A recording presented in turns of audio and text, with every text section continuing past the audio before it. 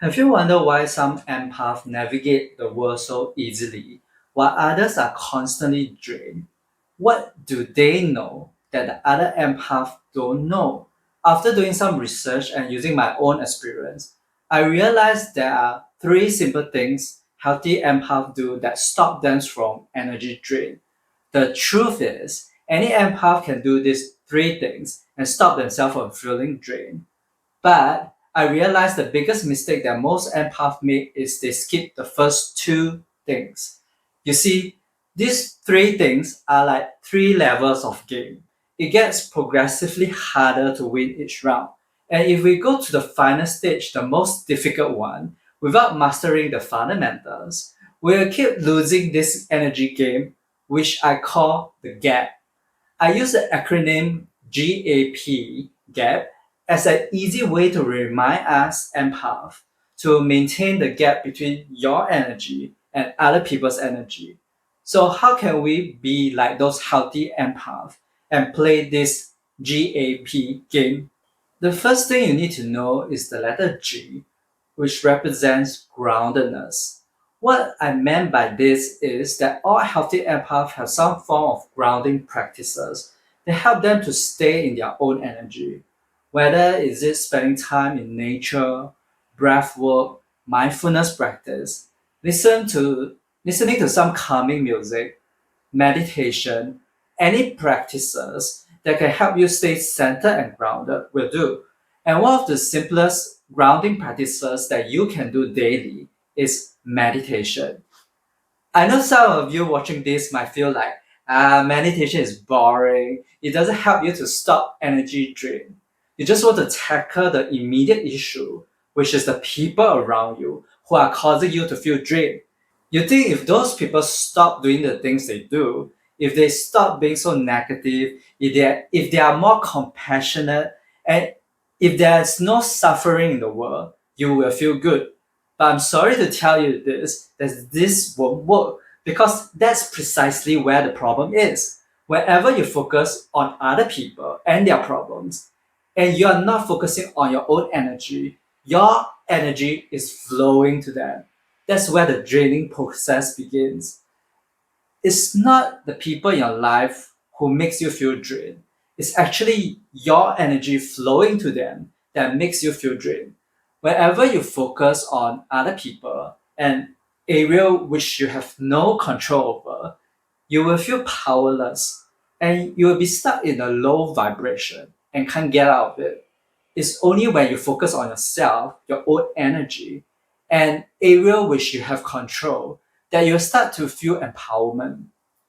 And if you are unwilling to do this, if you are unwilling to be good to yourself and meditate daily, we don't even need to talk about the other two stages because you will keep losing this energy game. Before my spiritual awakening, I didn't meditate at all. When people have problems, I will rush in to help them. If people are having an argument, I will feel their energy, their anger and frustration. I had no control over my energy at all. I'm just like a rag doll. I will match whatever energy in the surrounding and they will just pull me in several directions. But after spiritual awakening and I started to meditate, now, after years of meditating, I found that I'm not as reactive to other people's energy as much. If people are having an argument, I can still sense their energy, but I don't merge with their energy anymore. It may still feel somewhat uncomfortable, but at least now I have the tools to deal with it. I have a gap between their energy and my energy. Meditation and mindfulness practice help you to stay in your own energy so that when something happens around you, you don't get carried away by other people's energy. You don't get distracted or affected as much. But that's not all. It also helps you to calm down your nervous system. So even if you do match other people's emotion, you know how to deal with it. You know how to regulate your own emotion, and you wouldn't feel as distraught or overwhelmed as before. So what if you don't have the time to meditate? For me, I started from 5 minutes, then to 10 minutes, to now 15 minutes each day. And 15 minutes each morning is enough. You don't have to do more. It may take some time for you to get into the habit of meditating, but what you want to do is to be consistent. You want to meditate daily. And there is a very important reason for this. Meditation is not just a way for you to stop energy drain, it's also a way to remind you what your authentic energy is. I meditate every day not because of self discipline or obligation. It's because I love to feel my own energy every single day, especially when I wake up in the morning. I want to keep reminding myself what my energy is, what the peaceful feeling is, so that I get familiar with this energy. As empath, we are way too familiar with our surrounding energy. We're way too familiar with other people's energy, but we're not as in touch with our own energy. This is why it's crucial for empaths, especially those who cannot differentiate their emotion and energy with others, and those who just go about each day matching other people's energy automatically to meditate. If we start each day with meditation, we are reminded of our own energy before we even interact with other people during the day. We'll get better at understanding whether energy or emotion we feel during the day belongs to us or does it belong to other people. And we are less likely to match other people's energy. But what you don't want to do is to only meditate when you have a problem or only when you feel drained. Meditation is like brushing your teeth and taking a shower. You don't brush your teeth only when you have a tooth decay, right? By that time, it may be too painful to even touch your tooth with a toothbrush. You will have to see a dentist instead. You also don't take shower only when you stink. You take a shower because it feels good. It's relaxing and it's calming. This applies to meditation too. Meditation feels good. Meditation is more effective when you are consistent with it. And I know at first it may feel like a tug of war, like you are in your own energy and something happened in the other room and you may feel pulled towards it. You will still have this desire to merge and match with other people's energy. And that's perfectly okay. As long as it's not an automatic match, like you are in a tug of war with someone and someone just pull the rope on the other side and just fall down flat on your face immediately. If it's not like that, then it's okay. If you can withstand the pull, even for a short period of time, it means that you are progressing. And the more you meditate, the more you feel in control of your own energy, and the less you will be affected by other people's energy. And when you find you have some stability in your own energy, that's where you know you have cleared this stage one. And now it's time to move on to the second stage. Every day there are negative things that happens around us. Maybe there is war, poverty, or injustice in other parts of the world. But there are also positive things that happen around us, like act of kindness, beautiful sunrises, people inspiring and empowering each other. What I realize is that those empaths who are constantly drained and suffering, they keep focusing on the people suffering.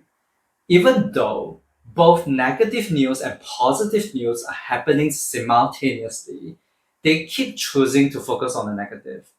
It's like they are in this part of the world where it's raining and having a storm, and there is another part of the world which is bright and sunny, and they keep wanting to be in the rain without an umbrella. The second letter A represents attention. You want to be mindful of where you place your attention.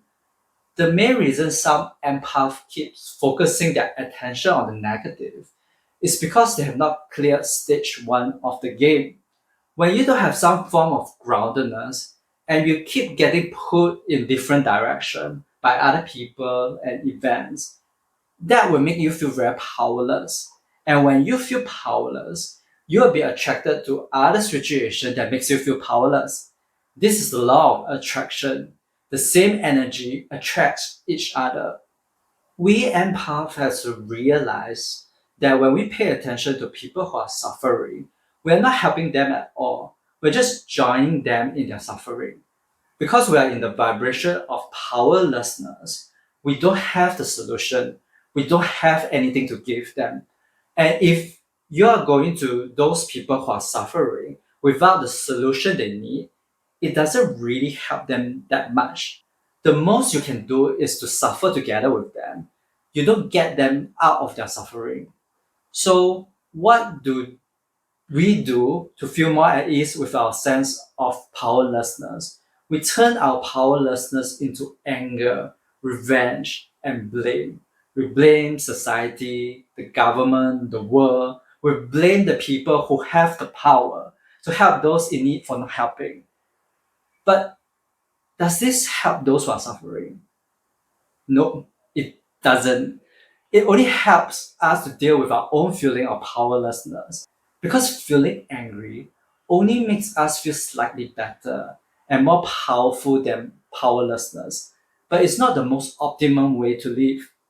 When you don't master stage one, the fundamentals, you don't know what peace, love, joy, and freedom actually feels like. And if you don't know what peace, love, and joy feels like, how can you help others to feel peace, love, and joy? How can you bring the solution and help other people? It's only when you're grounded in your authentic energy that you can inspire and empower others to rise up to your energy. You see, it's not about joining other people in their powerless energy. It's about calling people to your positive energy. Can you see the transformation here? During stage one, you're practicing groundedness and learning how to not get influenced by other people's energy. Now, in stage two, when you are in your energy most of the time, you are the influencer. You are influencing other people to come and match the positive energy. This is like playing a high level energy game, right? It's either I snap to your vibration or you snap to my vibration. And if I match your low vibration, I lose. It's a game of who is willing to give up their vibration first for the other person.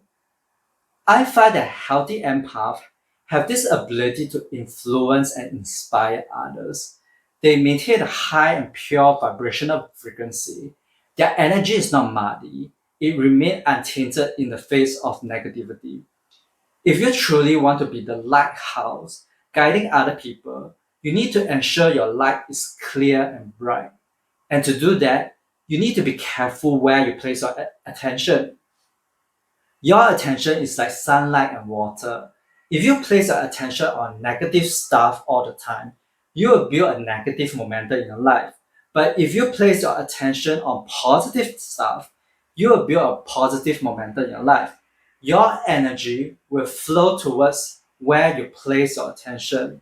So you need to learn how to manage your attention. So how can we do that? First, you need to have some kind of a life audit. What do you consume every day? What do you read, listen, and watch? Who do you hang out with?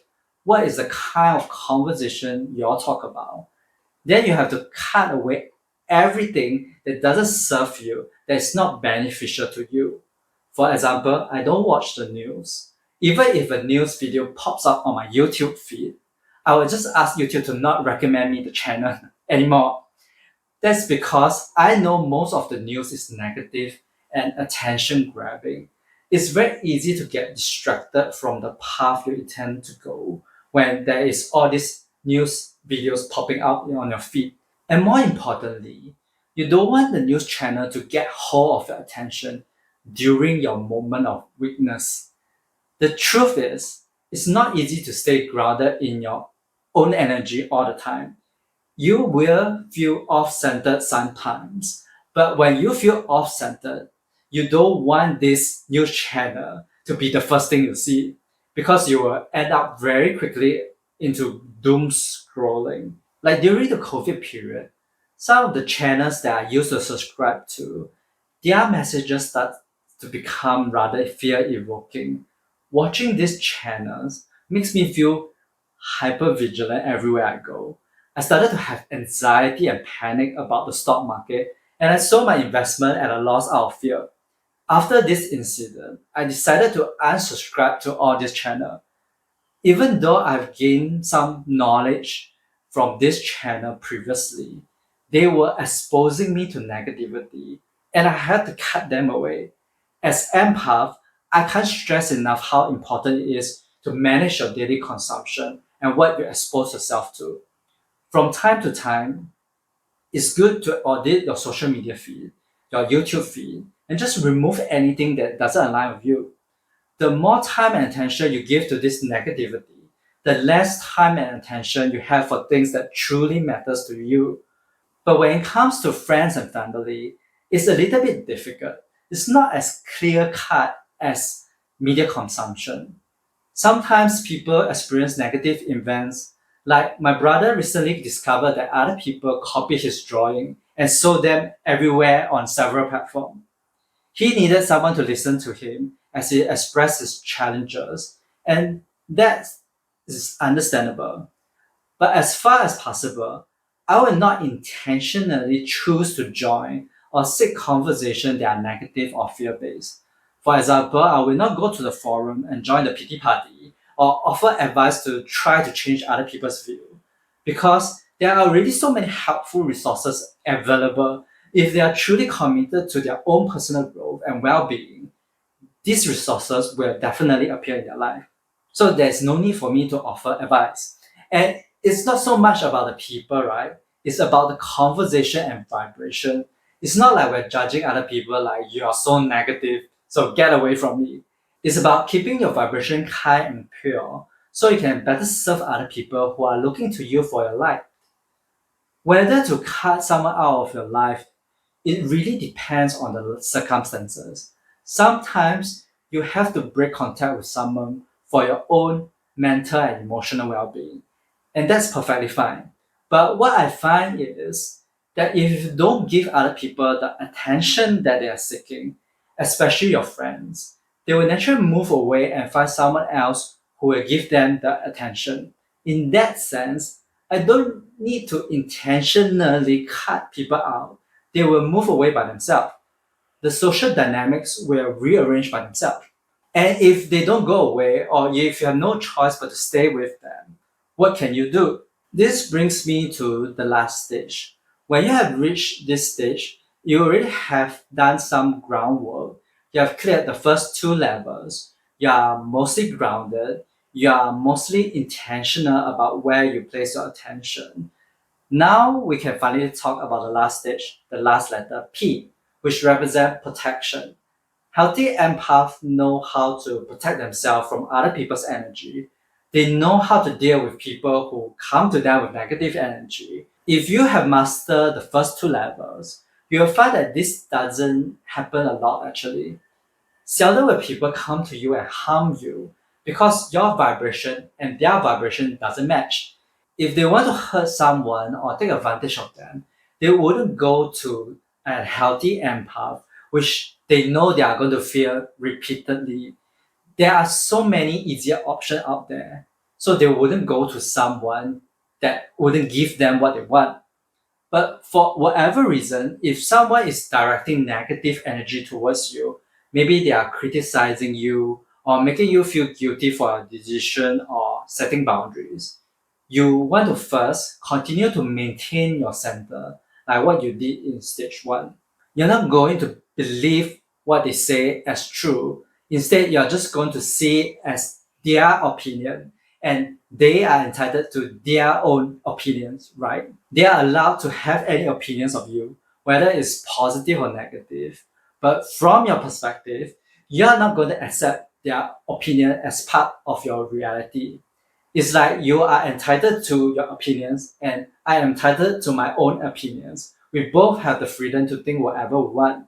This is setting mental boundaries. Your opinions stay on your side, and my opinions stay on my side. I'm not going to change your belief and force you to agree with me, and you can't force me to agree with you. You also have to protect your emotional and energetic boundaries too. If people want to dump their emotion on me, I'm not going to just sit there and just let them dump everything on me. I'll walk away or I'll tell them I'm not interested in listening. Unless this is something I'm willing to do or something I'm prepared to do. Like if I know my family needs my support, I would ground myself in my own energy before I listen to them. But if you have not mastered the first two levels of the gap game, This level will be extremely difficult because first, you wouldn't be clear of what you truly desire. You wouldn't be clear of what your boundaries are. You wouldn't know how important your own energy is to you until you have meditated every day and gotten in touch with this love, peace, and joy that you are. And once you experience your own goodness enough times and you value it, you will not want to sacrifice your goodness for someone else. Especially when you understand that focusing on other people's problem and their negativity will not do them any good. When you know what it's like to be your own energy and you compare it with times when people bring you out of your energy, you will definitely choose your own energy unless you have some kind of self-esteem issue like you don't believe that you deserve to be happy. But that would be a whole different story for another time. Secondly, when you master the first two stages, you wouldn't get knocked off your center as easily, even if people come to you to complain or share their pain. For example, when my brother came and told me about how people steal his drawing and design, I was in my center and I just listened to what he had to say. I didn't get reactive like, oh, those nasty people, how dare they copy your work? I didn't get carried away by his energy or match his energy and felt injustice. I let him have his moment and I just be with him. I still kept my own energy while allowing him to experience his emotion. And that actually helped to calm him down a little bit. If I were to match his energy, I would agitate him more and there would be less room in his mind to receive the solution, which is bad for both parties.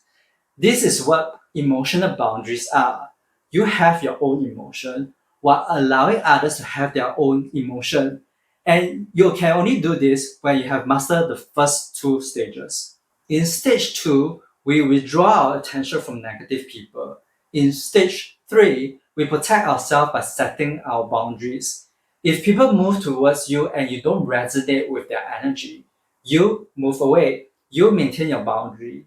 You maintain the gap between you and the other person.